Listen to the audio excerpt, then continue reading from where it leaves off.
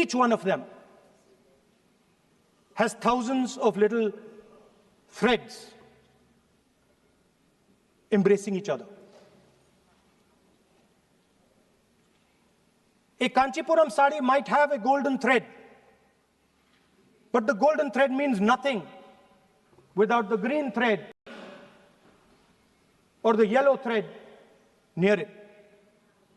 The other thing to notice about the sari or any other fabric is that all the threads are equal. No one thread is superior to another thread. They all come together. The threads cannot protect you. The threads cannot keep you warm. But when they come together as a fabric, they can keep you warm, they can protect you, they can express what you have in the heart. Speaker, sir, in the same way, our nation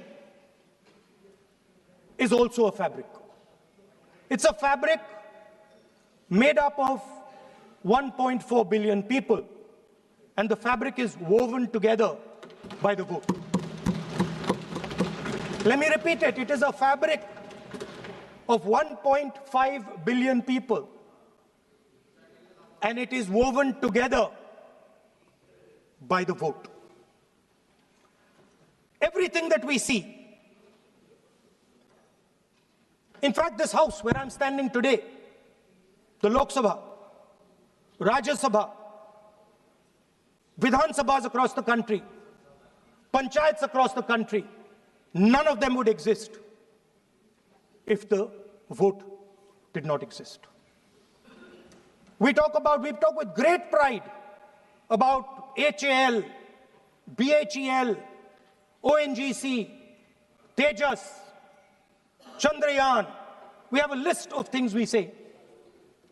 Not one of those would exist without the vote.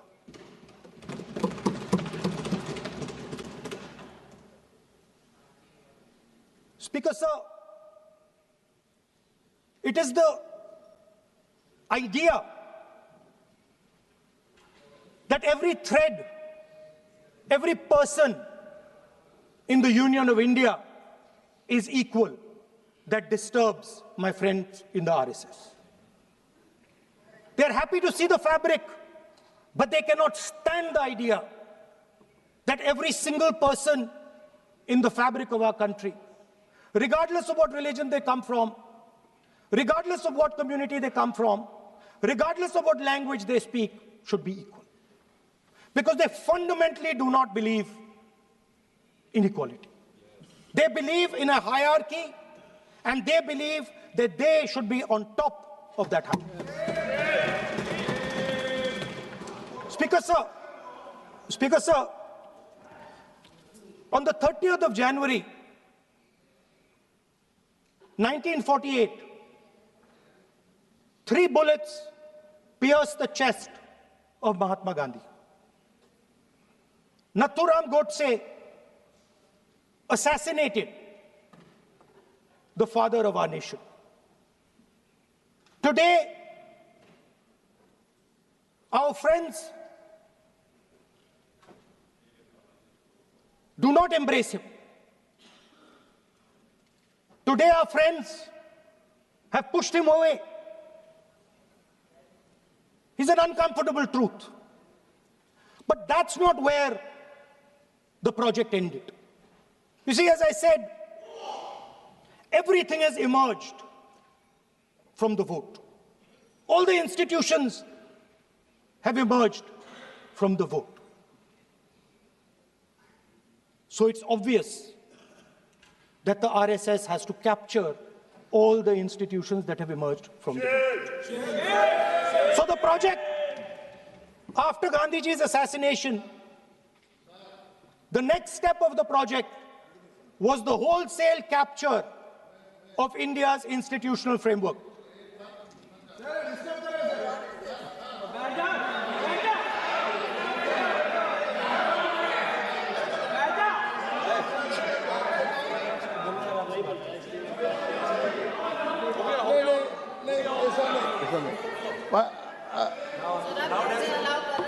So what is this, sir?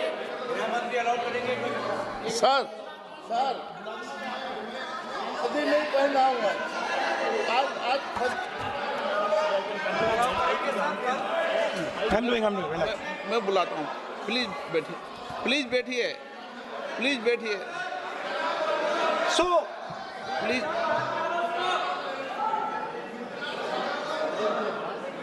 sir, आप बोले पर हाथ मत जोड़े।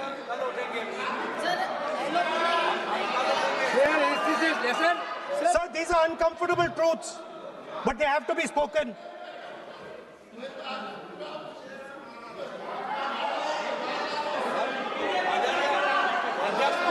कितना खाती पैसे थे थोड़ा बता दे। So these are uncomfortable truths, but they have to be spoken. My friends don't like the connections I'm making. They're disturbed by them. It's obvious.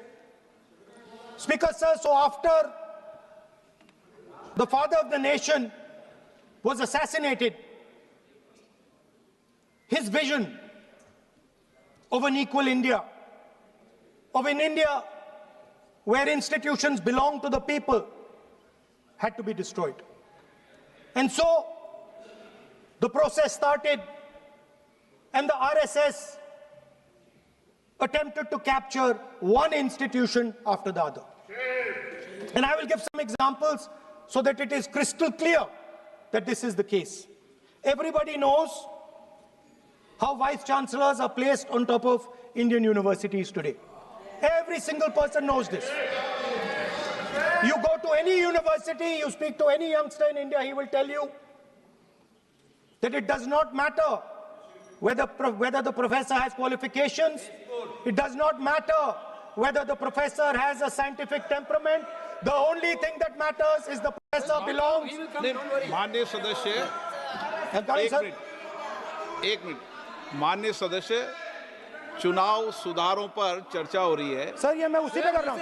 आप किसी भी संगठन का नाम जो इस हाउस में उसका नाम ले लें। एलओपी है तो इसका मतलब ये नहीं है। एलओपी का मतलब नहीं, आप जनरल बात बोलो। आप राष्ट्रपति भाषण में बोलिए जनरल बात। सर, हम लोग सुनना चाहते हैं। सर, स्पीकर सर, हम लोग सुनेंगे शांति से। हम लोग शांति से सुनना चाहते हैं। और ये आप लोग सुनिए ना, क्या कहना चाहते हैं? धमकी देंगे आप? हम लोग सुनने के लिए बैठा है। अभी तक नेता प्रतिपक्ष एक शब्द चुनाव सुधार पे अभी तक आया ही नहीं है। संसदीय कार्य मंत्री बोल रहे हैं। मैं स्पीकर का परमिशन से ही बोल रहा हूँ। हम सुनने के लिए बैठे हैं। अरे हम सुनने के लिए बैठे हैं। नेता प्रतिपक्ष चुनाव सुधार के लिए जो सुझाव देंगे, सुनने के लिए तो हम बैठे हैं। लेकिन चुनाव सुधार को नहीं बोलते हुए कहा जो इस सदन से कोई वास्ता नहीं, जो संगठन, उसका कहानी किसी और का बोलना, ये कोई उचित नहीं है। समय बहुमूल्य है, समय का मर्यादा भी है। सबका सब यहाँ सुनने के लिए बैठे हैं और ये समय बहुत कीमती है। इसलिए हर एक पल अच्छा शब्दों का कोई अच्छा ज्ञान दे, सुझाव दे, सुनने के लिए हम लोग बैठे हैं। मेरा एक सीमित अनुरोध है नेता प्रतिपक्ष से, आप विषय पर ही रहिए। हम लोग सब बैठे हैं, गृह मंत्री जी भी सुनने के लिए बैठे हैं, लेकिन आप विषय पर नहीं बोलेंगे तो जो विषय तय किया गया है उसका क्या मतलब है? अगर चुनाव सुधार पर ही नहीं बोलेंगे तो फिर इतना समय सबका क्यों बर्बाद करना चाहते हैं नेता प्रतिपक्ष? Should I leave? Then you speak. Should I leave? You speak then. You speak. What is it? You are parliamentary affairs minister. You are a parliamentary affairs minister. You are disturbing the lobby. How can it be? You are a parliamentary affairs minister. You are disturbing the Subject में नहीं आपका lobby. आपका lobby subject में नहीं है. ये विषय कर रहे हैं. The discussion. One second. The discussion is about the vote and electoral. The discussion is about the vote. एक मिनट सर मुझे बोलने दीजिए। एक मिनट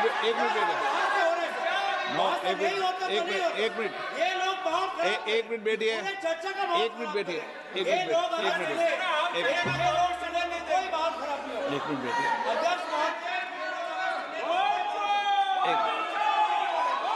एक मिनट बैठिए, एक मिनट। माननीय सदस्य, मैं बैठे बैठे अनऑफिशियली बोल रहे हैं, उस विषय बोल रहे हैं, सदन की गरिमा को बनाए रखें, आसन को चुनौती देने का प्रयास मत करिए, ये ठीक नहीं है। Speaker sir, I want to make it very clear. Please. Speaker sir, I want to make it very clear. The discussion is about votes. The discussion is about the stealing of votes. The discussion is about the SIR, and I am framing my discussion about votes. Yes. And what is happening here is patently unfair. I am not being allowed to speak. I am being disturbed, and I put my protest here. I have done absolutely nothing wrong. I am talking about the subject. In order to capture the vote, you have to capture institutions. I am saying that institutions of India are captured, and I will come to the point, which is Election Commission is captured. So, the project of the RSS was to capture the institutional framework of the country, and I said how the education system has been captured. Vice Chancellor after Vice Chancellor after Vice Chancellor is placed not on merit, not on capability, not on scientific temper, but on the fact that he belongs to a particular organization. Second capture, which helps in destroying democracy, the capture of the intelligence agencies. We have the Home Minister sitting here, the capture of the CBI, of the ED, of the Income Tax Department. And the systematic placement of bureaucrats who favor their ideology and attack the opposition and anybody who chooses to oppose the RSS. That is the second institutional capture. And the third there are many more. I can go on. And the third institutional capture. What is this?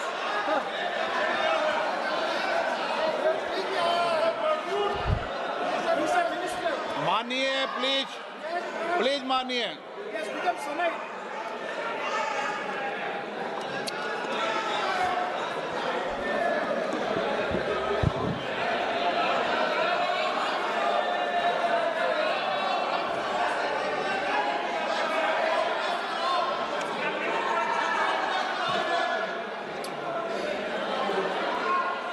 And the third capture of the institution that directly controls the election system of our country, the Election Commission.